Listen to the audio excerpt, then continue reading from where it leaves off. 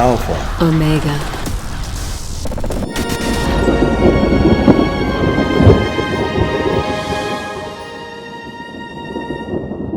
Spellwork Mastery.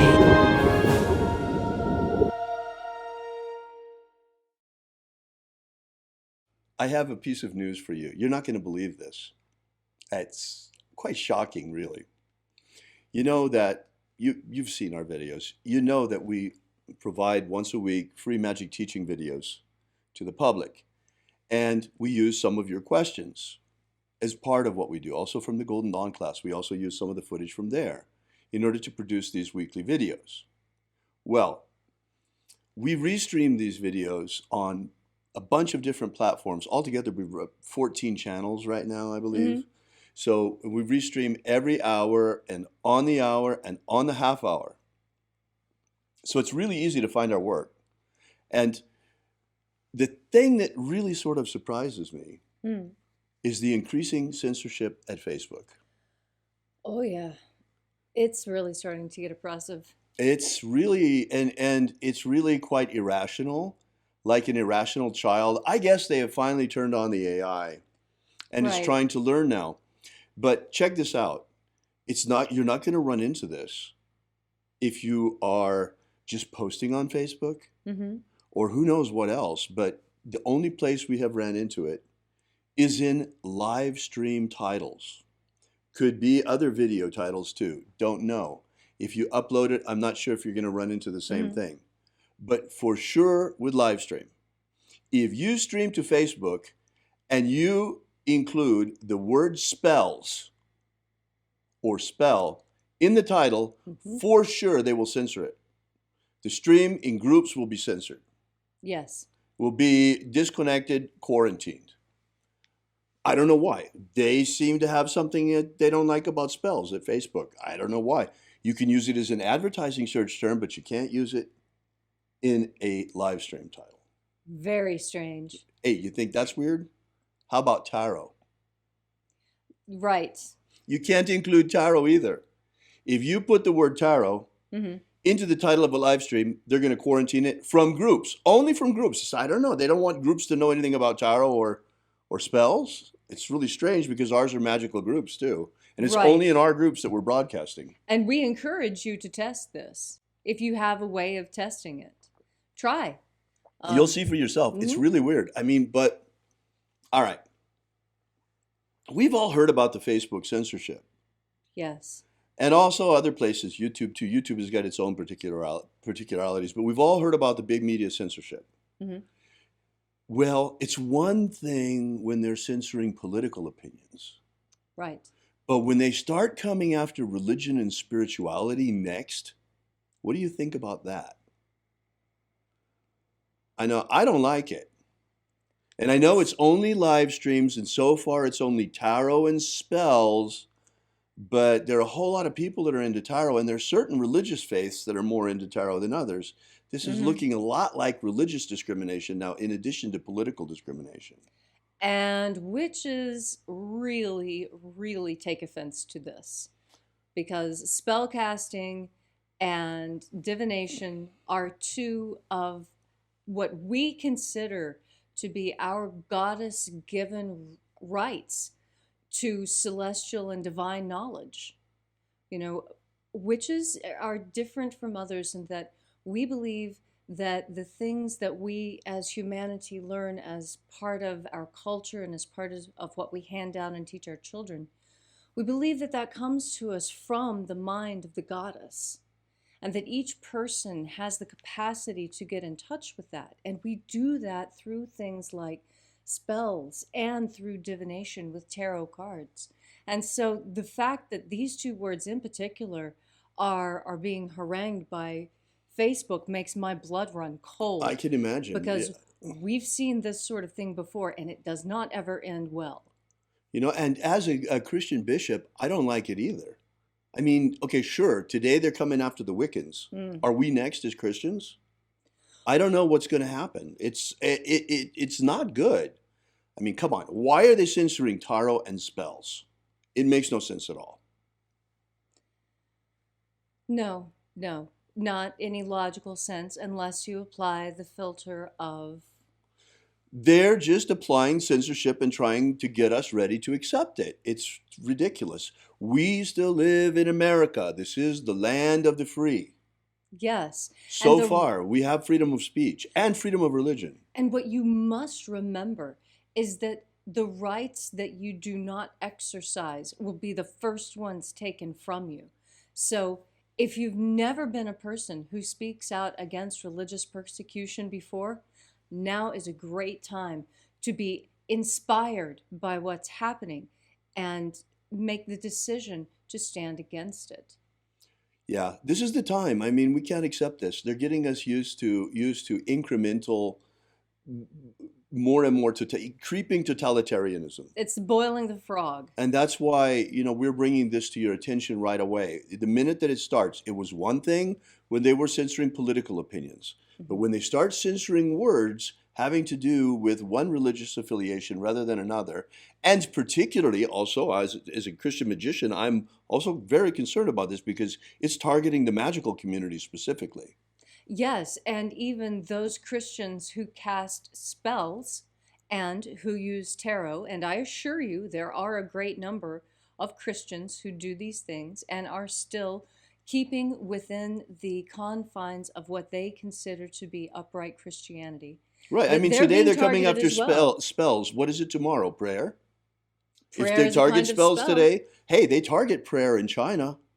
Don't kid yourselves, guys. Just because we're not experiencing religious persecution here yet in the United States does not mean that we won't. I mean, big tech is leading the way in censoring religion in China.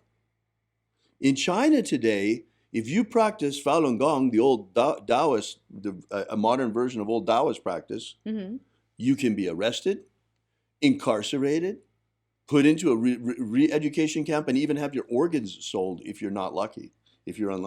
Yes. So, I mean, it's not like religious persecution doesn't exist. So here in the United States, Leslie and I are very, very sensitive to these things. So we're sounding the alarm early. It's bad enough that they've been censoring political points of view on big tech, but now they're starting with religion as well. And that's too far. Yeah, it's one step too far. No American should put up with that. We shouldn't put up with it. We shouldn't have to put up with it. Now, I know there are a lot of people out there who think, well, they're private companies. They can do whatever they want. Well, that's not exactly true. Can the telephone company decide, okay, we don't like who you talk to, so you can't have a cell phone? That's because they're public utilities. Then there's another question. There was Marsh versus Alabama was the court case where the Supreme Court decided that freedom of speech is allowed in the public square, even when that's a privately owned public square. All right. Marsh versus Alabama was a case decided by the United States Supreme Court in which it was ruled that a state trespassing statute could not be used to prevent the distribution of religious materials on a town's sidewalk, even though the sidewalk was part of a privately owned company town. The court based its rulings on the provisions of the First Amendment and the 14th Amendment. You see, this was a company town in Alabama. They used to have these company towns. Leslie can tell you all about that. I intend to say a few things about company towns. Go ahead. Okay. Being from West Virginia, I am very well acquainted with the idea of the company town. In fact, my family did work and live in a company town, and that's where I was born, in a place called Welch, West Virginia. Right. The town that I was living in was one of the small, you wouldn't really call it a suburb. It was just, there were little pockets of houses because the valleys are so narrow that there's really genuinely not a lot of places to build houses. And these houses all came prefab on the train. So you have the railroad tracks going through, and then where the railroad tracks are, you have houses, and they would simply lift off these box cars that were trailers and then drop them and hook them in. Sometimes with the bigger houses that the company people owned, because they're workers and then there were the company employees. And they were treated very differently. The company provided everyone with housing if you worked at the mine, Hmm. And if you were just a coal miner, then you got one of the single wide trailers. But if you worked for the company as part of the office or part of the managerial staff, white collar, then you got a double wide set on top of a concrete basement. It was really quite luxurious for the time and for what was happening. But it was all owned by the town. You had a telephone, we had schools, and and the grocery store was very much like Walmart is today, except it had a second story, and up in the top was where all the offices were, where they kept track of what everyone owed to the company store, because invariably you would run out of diapers or peaches or milk or bacon or whatever, Right. a new pair of socks. At one point, you could even purchase dynamite at the company store, Oh, wow. which the men needed as part of their work, because in the beginning of coal mining in West Virginia, the men were required to supply their own mule I and get pick. they were considered independent contractors. Yes, Right. they were. Oh, I mean, I worked as an independent contractor tour director for 35 years, so I know exactly how little rights they have. yes, and instead of getting paid in the currency of the United States of America, Right. they were all paid in scrip money, SCRIPT, and it was the coinage issued by the By the individual company. company, and whatever money you made at the Coretta coal mine could be spent at the Cucumber Company store, Right. because they took that scrip money, but you probably wouldn't be able to use the scrip from another mine like MiGs 31, because Right. So that's you from a could different. only, the money they paid you in money, you could only use in their own store, in other words. Yes, at of Wow. course greatly inflated prices, Wow. requiring people to go into debt, and And then comes all the stories of the people that were in debt to the company store, yes, What was that song? 16 tons, and what do what do you you get? get? Another day Right. older and deeper in debt. It was actually quite accurate, and when the miners finally rose up Hmm. and attempted to unionize Hmm. for better working conditions, how about some real money that we can spend places Right. instead of this Exactly. crazy script money thing? Exactly. Um, the fighting actually became so severe that the federal government was called in. National Guard troops went in. Hmm. There, it was, it was quite the war. It was. Yeah, that was quite It's called the Coal Wars, and I'm talking in particular about the Battle of Matewan. this I is, know you've never look heard it of these up. Look things it up. before. There's some very interesting information there. You'll see where we came from as a nation in terms of workers' rights and things like that, Right. A lot of this started in West Virginia because of the conditions in the coal mines, and the unbearable burden of scrip as a form of currency. Right. Now, my family was directly involved in this because my grandmother was a bookkeeper for a company store in War, West Virginia, Hmm. and she was the bookkeeper who made the transition from script to actual federal dollars. Right. And she found the job so incredibly stressful that at the end of it, she retired and she was Wow. completely done. She said she could not bear to look at how deeply indebted every single Oh, citizen wow. of War was, and it broke her heart, and she couldn't work anymore, and she left. My goodness. So they were actually, this is a form of indentured servitude. Indentured servitude, Yes. look it up, guys. This is a form of slavery. It's a form of slavery wherein you indenture yourself for a certain number of years and then you get your rights back at the end. Now, Right. this is being foisted. Look at credit cards today. Americans, whether you realize it or not, many of us are indentured servants to the bank. Yes. And students, my goodness, the poor students, they come out of university with so much student loan debt. They are indentured servants for the rest of their lives. Many. Yes. Yes, they are. And how do you purchase your first house when you come out of college with the amount of debt that a first house is equivalent to? Right. It's incredible. Yes, it really is. So here you see, folks, I'm not making this up. Marsh versus Alabama is a decision that was already made by the Supreme Court. Yes. And they held that even though it was a privately owned public square, the First Amendment still applied. That's our situation on big tech. Even though they're privately owned companies, they are, by their own admission, they provide a digital public square. And even though that digital public square is privately owned, that does not mean this is a constitution-free zone. This is nonsense. This needs to be cleared up in the courts. We need to get our rights back. We Americans have freedom of speech. The internet is not a constitution-free zone. We have freedom of religion. The internet is not a religion-free zone. And when people like Facebook start censoring words like tarot and spells in Livestream, they are dangerously close to the edge. Absolutely.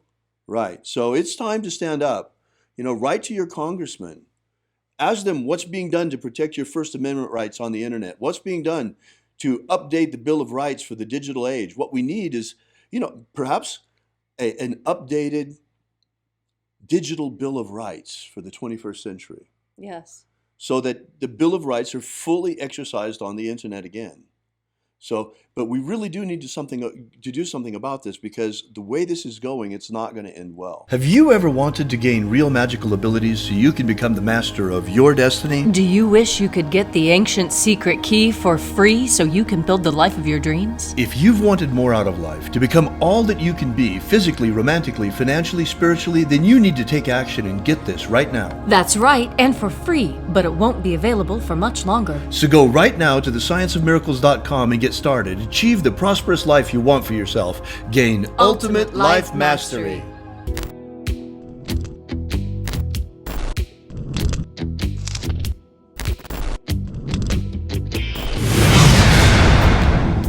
Are you familiar with the Rosicrucian? With what's his name? He's popular in the States. He's the president, or the Emperor. Imperator. The president. Emperor. Imperator. From the Golden Dawn. What's his name? Oh. David Griffin holds this position as Emperor. Imperator. David Griffin. David Griffin. David Griffin. David Griffin. David Griffin. Have David Griffin. I saw an email yesterday that he sent out about, there's a magical war going on. The Mage War. Demons of the infernal realm. I'm all of them. There is really a magical war going on. The Mage War. There is a guy called David Griffin who is heading all these magicians. David Griffin is S.L. McGregor Mather's present successor. David Griffin. David Griffin. David Griffin. David Griffin. I'm Golden Dawn Imperator David Griffin. David Griffin. David Griffin. David Griffin. David Griffin. Now David Griffin. There's a magical war going on. So there is really a magical war going on.